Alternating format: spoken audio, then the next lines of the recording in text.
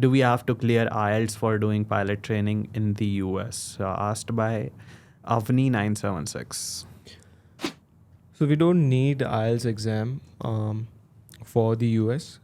Whenever you are filling the form for application into a flight school, you can select English as your second language if your education, let's say 10 plus 2, is in English language. Yeah. So you don't need an IELTS sort of it. Mostly if you go for flying in New Zealand or Australia or Canada, you need IELTS exam. Absolutely, absolutely. And with the CPL, we do get level 4 ELP, Yes. American FAA CPL. So that is valid for level 4 is valid for 3 years. 3 years. Correct. Okay.